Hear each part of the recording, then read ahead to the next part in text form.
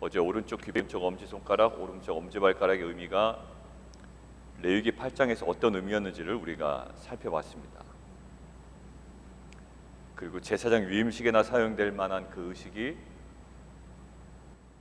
지금 나병 환자가 공동체 안으로 복귀하는데 지금 사용되고 있다. 그를 위한 배려였다. 지금 어제 이야기를 나눴고요. 오늘 동일한 부분도 있고요. 조금 차이 나는 부분도 있습니다. 21절부터 32절까지 한 목소리로 함께 봉독하겠습니다. 만일 그가 가난하여 그의 힘이 미치지 못하면 그는 흔들어 자기를 속죄할 속건제를 위하여 어린 순양 한 마리와 소제를 위하여 고운 가루 10분의 1 에바에 기름 섞은 것과 기름 한 녹을 취하고 그의 힘이 미치는 대로 산비둘기 둘이 집비둘기 새끼 둘을 가져다가 하나는 속죄 제물로 하나는 번제물로 삼아 여덟째 날에 그 결례를 위하여 그것들을 회막문 여호와 앞 제사장에게로 가져갈 것이요 제사장은 속건제의 어린 양과 기름 한 녹을 가져다가 여호와 앞에 흔들어 요제를 삼고 속건제의 어린 양을 잡아서 제사장은 그 속건 제물의 피를 가져다가 정결함을 받을 자의 오른쪽 귓뿌리와 오른쪽 엄지 손가락과 오른쪽 엄지 발가락에 바를 것이요 제사장은 그 기름을 자기 왼쪽 손바닥에 따르고 오른쪽 손가락으로 왼쪽 손에 기름을 조금 찍어 여호와 앞에 7번 뿌릴 것이요 그 손의 기름은 제사장이 정결함을 받을 자의 오른쪽 귓뿌리와 오른쪽 엄지 손가락과 오른쪽 엄지 발가락 곧 속건 제물의 피를 바른 곳에 바를 것이며 또 그 손에 남은 기름은 제사장이 그 정결함을 받는 자의 머리에 발라 여호와 앞에서 그를 위하여 속죄할 것이며 그는 힘이 미치는 대로 산비둘기 한 마리나 집비둘기 새끼 한 마리를 들이되 곧 그의 힘이 미치는 대로 한 마리는 속죄제로 한 마리는 소제와 함께 번제로 드릴 것이요 제사장은 정결함을 받을 자를 위하여 여호와 앞에 속죄할지니 나병 환자로서 그 정결 예식에 그의 힘이 미치지 못한 자의 규례가 그러하니라. 네. 오늘 주목할 만한 표현이 있죠. 오늘 제목에 나와 있습니다. 힘이 미치는 대로라는 표현인데 21절에 우리가 밑줄 하나 걷으면 좋겠습니다. 만일 그가 가난하여 그의 힘이 미치지 못하면 거기 밑줄을 하나 그어 놓으시고요. 그다음에 22절에 힘이 미치는 대로 그리고 30절에 그는 힘이 미치는 대로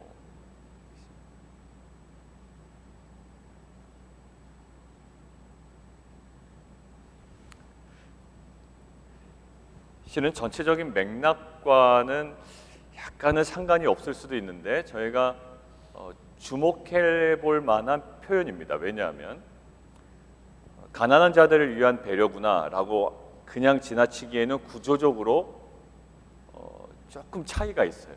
보세요. 22절에 보면 그의 힘이 미치는 대로 라는 표현 뒤에 나오는 제물의 종류는 무엇을 위한 제물의 종류입니까?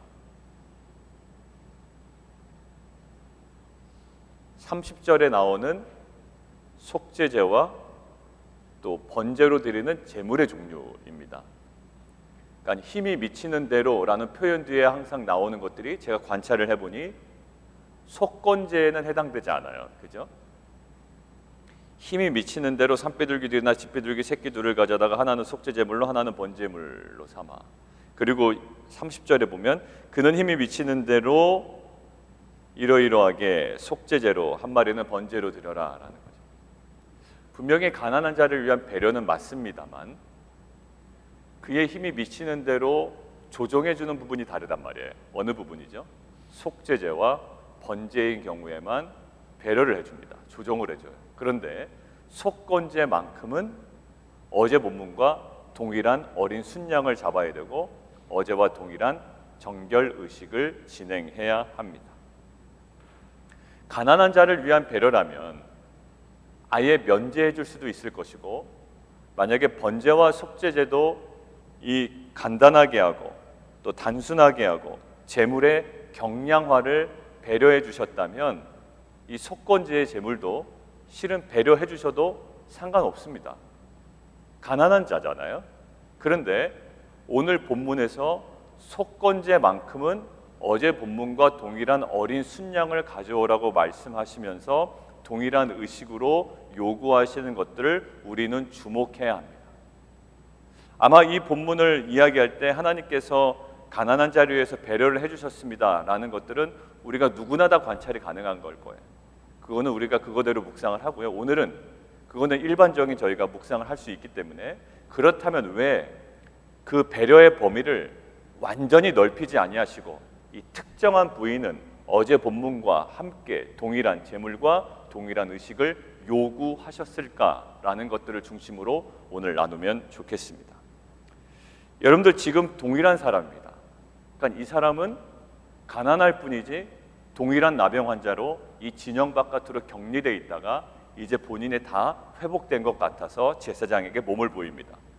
몸이 회복된 것 같습니다. 일주일이 지났습니다. 이제 완전히 진영으로 들어와야 되고 성소에 가서 제사를 드려야 됩니다. 그런데 가난해서 모든 것들을 다 배려를 해주셔서 산비둘기 집비둘기 이야기를 하는데, 속건제까지 만약에 제물의 범위를 더 축소시키고 더 경량화시켜 주셨다면 좋았겠죠. 그러나 그로 인해서 누리지 못하는 어떠한 부분도 발생하게 되는 거예요. 제가 무슨 말씀 드리려는지 알겠죠. 어제 오른쪽 귓뿌리와 오른쪽 엄지손가락과 오른쪽 엄지발가락에 기름을 바르고 피를 바르고 이 모든 행위는 어디에서만 나온다고요? 제사장 위임식에서만 나오는 굉장히 중요한 의식입니다. 그러니까 이런 거예요. 대통령이 나오면요, 예포라는 걸 발사해요. 국가 원수가 군대 사흘을 할 때 예포를 쏩니다. 그러니까 예식에 갖춘 포를 쏜다는 거예요. 음악이 있습니다. 빰빠밤빰빰 빰빠밤 할 때 빵 하고 쏘잖아요. 그게 몇 발을 쏘느냐에 따라서 그게 대통령이냐 아니면 국방부 장관이냐 뭐 이런 차등이 있습니다.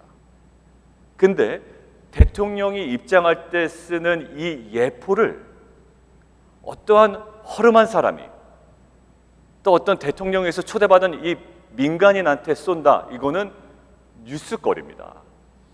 어떻게 대통령에다가 쏘는 예포의 그 숫자를 이 사람이 군대 사열한다고, 아니면 이 사람이 초대받았다고 이 사람 앞에서 그렇게 예포를 쏘나라고 할 정도. 지금 어제 그 오른쪽 귓뿌리와 오른쪽 엄지손가락과 오른쪽 엄지발가락에 기름과 피를 바르는 것은 굉장히 공동체 안에 쇼킹한 일입니다. 야, 나병 환자? 지저분해서 부정결하여 쫓겨났던 자가 공동체 안에 들어오는데 제사장 위임식에서만 사용됐던 그런 의식으로 그를 환대해? 하나님께서 이들을 이렇게 환대하셔? 하나님께서 환대하신 자를 사람들은 절대 무시할 수 없습니다. 그러니까 예전에 드라마나 뭐 영화에서 이런 거 보죠. 집에서 학대받는 뭐 똥개? 뭐 이렇게 얘기하던데, 집에서 학대받는 똥개는 나가서도 학대받는다고 그래요. 누구를 빗대서 얘기할까? 자녀들 얘기한 거예요. 자녀들 막대하면 나가서도 그렇게 대함을 받습니다. 마찬가지, 우리가 서로 상호간에 존귀하게 여기면, 하나님께서 존귀하게 여기듯 우리가 존귀하게 여기면 그 자녀들도, 우리의 지체들도 세상에서 물론 뭐 조롱은 받을 수 있을지 모르나, 그러나 그 영예로운, 그 영광스러운 그 모습은 잃지 않는 자로 살아갈 수 있을 줄 믿습니다. 자, 오늘 그런 의미에서요, 이 속건제는요, 이 속건제, 나병 환자가 공동체 안에 들어올 때 사용되는 속건제는 두 가지가 연결돼 있다고요. 뭐가 연결돼 있을까요? 제물의 종류와 그 다음에 정결 의식의 이 두 가지가 연결돼 있어요. 그러니까 순양을 꼭 사용해야 되고요, 순양의 피로 행해지는 의식이 있어요. 뭐죠? 귓뿌리, 손가락, 그 다음에 발가락. 두 개가 연결되어 있기 때문에 제물이 변경되면 의식도 소용이 없어지는 거예요. 그러니 하나님께서 이 제물을 고수하셨다라는 것들은 무엇을 염두에 두셨다? 이 의식을 염두에 두셨다. 여러분도 한번 생각해 보세요. 제가 나병에 걸렸습니다. 근데 이제 진영으로 들어가야 돼요. 다 나은 것 같아요. 근데 제가 돈이 없습니다. 재정이 풍성하지가 않아요. 그래서 제가 산비둘기나 집비둘기로 이제 제사를 드립니다. 그런데 하나님께서 이렇게 규율을 해놓으신 거예요. 그 사람은 속건제를 드릴 때 순양 잡지 않아도 된다. 뭐 산비둘기로, 그것도 산비둘기로 해라. 대신에 재물이 바뀌었으니 바르는 거 생략. 오른쪽 귓불이, 또 손가락, 또 발가락에 바르는 거 생략. 뭐 그것도 없다면 그냥 소제로 곡물 제사로 드려라. 대신에 곡물 제사로 드리니 이거 바르는 거 생략. 왜? 피가 나지 않으니. 이렇게 했어도 되잖아요. 근데 나중에 시간 지나 보십시오. 사람들 안에 어떤 얘기가 될까요? 에이, 너 귀에 피나 발라봤어? 이런 얘기가 분명히 등장할 겁니다. 너 손가락에 피나 발라봤어? 그거 제사장 아니면 못하는 거야. 그런데 나는 나병에서 복귀할 때 제사장이 공동체 안에서 환대받고 영광스럽게 세움받는 것처럼 내가 공동체 안에 들어올 때 하나님으로부터 그러한 환대를 받았던 사람이야 라고 아마 그것들을 자랑하지 않을까요? 근데 가난한 사람은 돈이 없어서도 의기소침한데 그 의식조차도 행하지 못하여 공동체로 들어온 겁니다. 자신은 들어오지 말아야 되나? 자신이 들어오는 것들은 환대받지 못하는 행위인가? 이 모든 것들이 안에서 갈등되었을 거라고요. 그래서 하나님께서 다른 것들은 다 배려해 주시지만 하나만큼은 의도적으로 배려를 막으십니다. 뭐예요? 오른쪽 귓부리와 오른쪽 엄지손가락과 오른쪽 엄지발가락에 피 바르는 의식을 그들에게 꼭 남겨주셔야 하겠기에, 그래서 어린 순양은 속건제로서 포기하지 못하시는 겁니다. 자, 이것을 놓고 묵상을 하는데 이 생각이 들었습니다. 우리 공동체에서도 지체를 향하여 배려를 해줘야 되는 영역이 있어요. 이 사람은 이렇기 때문에 배려를 해줘야 됩니다. 반드시 해줘야 됩니다. 그 사람에게 또 순양과 소를 잡아서 번제드리라고 하면 안 돼요. 배려 반드시 해줘야 됩니다. 경제적인 약하면 약한 대로, 가정이 조금 문제가 있으면 문제가 있는 대로, 그 다음에 믿음의 신앙의 수준이 좀 얕으면 얕은 대로 우리가 배려를 해줘야 합니다. 자녀들도 마찬가지예요. 우리 자녀들의 신앙의 수준을 보고, 또 그들의 지식 수준을 보고, 그들의 인내력을 보고, 그들의 성향을 보고, 인내력이 없는데, 끈기가 없는데, 책상에 앉아있지 못하는 성격인데 오히려 얘는 활동을 해야 되는데 그거를 위한 전혀 배려 없이 자신의 획일적인 교육 방침대로 이끌고 간다? 이거는 무식한 겁니다. 무식한 거예요. 정도 없는 거고요. 그를 위하여 잘 관찰하면 이 사람이 정말 가난한 사람인지, 이 사람이 활동적인 사람인지, 이 사람이 좀 감한 사람인지, 이 사람이 지적인 사람인지, 아니면 이 사람이 육체적으로 강한 사람인지 우리는 잘 분별하여 그 사람의 수준에 맞게, 그 자녀의 수준에 맞게, 성향에 맞게, 스타일에 맞게 배려를 해줘야 됩니다. 자, 그런데 오늘 본문을 묵상하다 보니까 그럼에도 불구하고 절대로 배려해주면 안 되는 부분이 있더란 말입니다. 그것이 무엇인지를 오늘 우리가 좀 묵상해 봤으면 좋겠습니다. 우리가 항상 두 가지 메시지의 딜레마예요. 자녀를 사랑하십시오 이렇게 얘기하면 그 다음에 보통 집안의 분위기가 어떻게 분일까요? 완전 스포일 분위기로 갑니다. 야, 그래 내가 다 해줄게.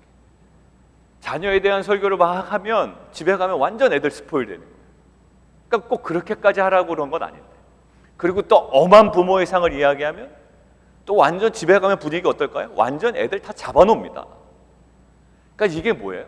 배려할 부분과 배려해서는 안 되는 그 두 부분에 명확한 기준이 없는 거예요. 그런데 오늘 하나님께서는 배려해야 되는 부분이 명확하셨고요, 그럼에도 불구하고 배려할 수 없는 부분이 명확하셨다.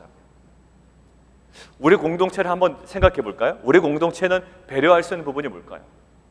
여러분들 멀리서 사셔서 새벽기도 지금 못 나오신 분들을 막 당신 새벽기도 안 나오니까 믿음이 없는 거다 이렇게 얘기하는 것, 그거는 무식한 겁니다. 무식한 거예요.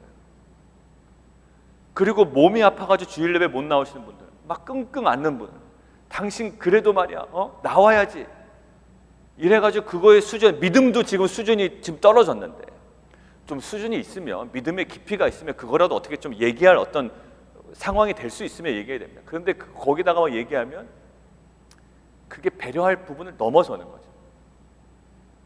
뭐 여러 가지 상황이, 여러분들 정말 재정이 어려운 상황에 11조는 꼬박꼬박 냅니다. 근데 주일헌금도 막 제대로 내기가 힘들 거예요. 근데 그거를 가져가 뭐 10분의 5까지도 내야지, 뭐 10분의 4까지도 내야지. 지금 믿음도 없고 경제력도 지금 부족한데 거기에다가 막 헌금을 10분의 5를 내라, 10분의 4를 내라. 이것은 합당하지 않은 겁니다. 어제 제가 저녁 예배 때 제목이 뭐였죠? 네가 왜 거기서 나와? 그거였잖아요. 그 말이 왜 거기서 나오냐고요. 그 말이 왜 거기서 나와? 우리가 들어야 되는 네가 왜 거기서 나와라는 것은 그런 종류가 아니라고 그랬습니다. 예수님이 성전에서 막 이야기하세요. 그때 어머니가 얘기하셨죠. 왜 여기서 나오십니까? 그 메시지가, 예수야 네가 왜 거기서 나와? 내가 아버지의 집에 있어야 할 줄을 모르셨나이까. 우리가 들어야 되는 메시지, 우리가 들어야 되는 네가 왜 거기서 나와, 그거는 전혀 다른 거예요. 예수님께서 십자가 골고다 언덕을 걸어가셨습니다.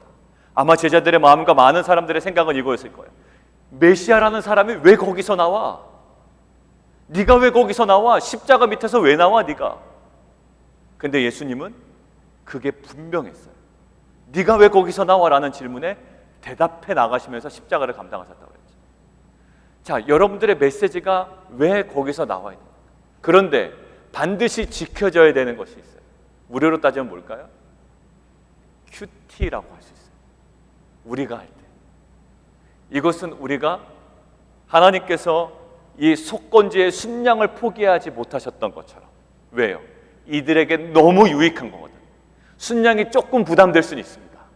이 어린 순양이 가난한 자에게 조금은 부담될 수가 있어요. 그러나 그 순양을 감당해내면 오른쪽 귓불이와 오른쪽 엄지손가락과 오른쪽 엄지발가락에 제사장 위임식에 아론과 그 아들들에게 바르는 그 의식, 영광스러운 의식을 이 진영에 다시 들어올 때 그가 누릴 수가 있습니다.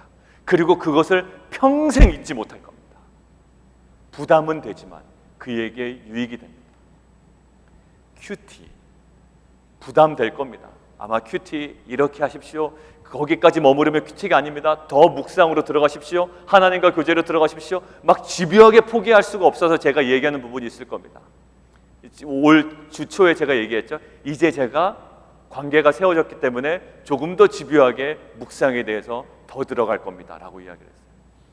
우리가 포기할 수 없는 거예요. 아마 힘들겠죠. 부담되겠죠. 그러나 그거를 감당해낼 때 우리 공동체에게 주시는 유익이 반드시 있을 줄 믿습니다. 그리고 기도예요. 개인적인 기도 생활. 여러분들 화요일날 중보기도 나오시면 좋지만 개인적으로 뭐 사정이 돼서 못 나오신다면 개인적인 기도 생활이에요. 그러나 시간을 의미하지 않습니다. 나 몇 시간 기도했네. 그러니까 이것은 딱 들어보면 압니다. 어떤 말로 그것을 대답하는지. 기도 아니면 예배. 그러니까 몸이 아파서 못 나올 때도 있고 뭐 여러 가지 출타 때문에 못 나올 수도 있죠. 그러나 예배라는 그 중심에 그런 놓칠 수 없는 부분이. 여러분들 자녀들에게는 어떠한 부분을 배려하시고 어떠한 부분을 배려하지 않는 영역으로 삼으시겠습니까? 만약에 이제 사업을 준비하시는데 어떤 부분은 직원에게 배려하는 부분이요, 어떤 부분은 절대 용납할 수 없는 부분으로 삼으시겠습니까? 어떤 부분은 소비자들의 막 요구가 있을 거 아니에요. 그러면 우리가 최대한 소비자들, 고객에게서 배려를 해줘야 되거든요. 그럼에도 불구하고 거기에 휩쓸려 다닐 수는 없습니다. 오너가 아무리 소비자 요구가 있더라도 배려하지 않아야 되는 영역이 분명히 있을 겁니다. 그것이 무엇인지. 아무리 친한 관계라도 충분히 다 배려를 해주다가도 배려를 해주면 안 되는 영역이 있습니다. 근데 이것은 분명한 기준이 있어야 됩니다. 내가 그를 위하여 배려를 해주지 않아야 되는 이유가 이래야 됩니다. 내 자존심 때문에 하면 안 됩니다. 나를 위해서 하면 안 됩니다. 누구를 위해서? 상대방을 위하여 배려를 해주지 않는 이 역설이 우리 가운데 경험되어야 됩니다. 상대방을 위하여 배려를 하지 않는. 오늘 뭐죠? 가난한 자를 위하여 배려하는 거예요. 그런데 그게 오히려 역설이 배려하지 않는 것이 배려하는 겁니다. 어린 순양을 요구하는 것이 그를 위하여 유익한 것이기 때문이에요. 자, 여러분들 오늘 하루를 묵상할 때 두 가지가 공존하죠. 굉장한 배려와 그런 어떻게 보면 가혹한 배려의 한계를 그어 놓습니다. 그러나 이 두 가지 모두는 공통된 지점을 향해 가고 있습니다. 누구요? 가난한 자를 위한 폭넓은 배려 안에 두 가지가 공존됩니다. 우리 안에 직원을 향한, 또 배우자를 향한, 자녀를 향한, 지체를 향한, 공동체를 향한 오픈해 줘야 될 배려와 오픈하지 말아야 할 동일한 배려가 있습니다. 그것이 무엇인지 오늘 우리가 좀 고민해보는 하루가 되었으면 좋겠습니다. 예수님과 연결해 보겠습니다. 예수님은 정말 약한 자들을 섬겨주셨습니다. 근데 이 바리새인들 뭐 좀 기도한답시고 구제한답시고 막 나갔던 자들 위하여 굉장히 단호하게 호되게 혼내시고 뭐라고 혼내셨죠? 갑자기 표현이 생각 안 납니다. 좋지 않은 표현이에요. 뭐 무슨 자식들아 뭐 이렇게 하면서 굉장히 호되게 혼내셨잖아요. 근데 이 모든 것들은 그들을 위한 배려였습니다. 예수님도 사용하셨던 흔히 얘기하는 당근과 채찍일 수가 있겠지만 오늘은 그렇게 단순화시키지 않고요. 그를 위한 심각한 양분화된 이 배려, 이것들이 오늘 우리 가운데 묵상되어지고 구체적으로 적용되어지는 하루가 되었으면 좋겠습니다. 함께 기도하겠습니다.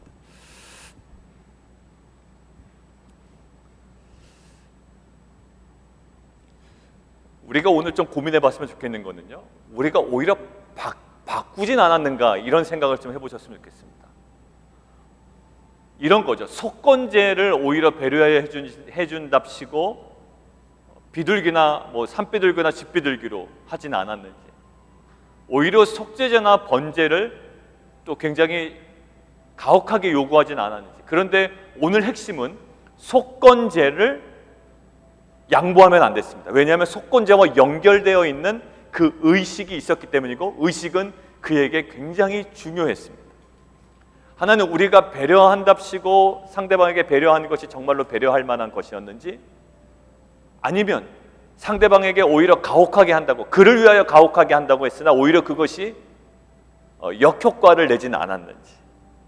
왜냐하면 그 모든 것들의 중심이 어디 있는지를 보시면 되냐면, 나를 위한 것인가, 나의 자존심을 위해서 했던 것인가, 아니면 정말로 그를 위한 것인가, 자녀를 위한 것인가, 공동체를 위한 것인가라는 것입니다. 하나님, 오늘 이 질문 앞에 우리가 묵상하며 그것들을 조정해 나가는 귀한 하루 되게 해주십시오. 오늘 함께 좀 기도하며 나아갔으면 좋겠습니다.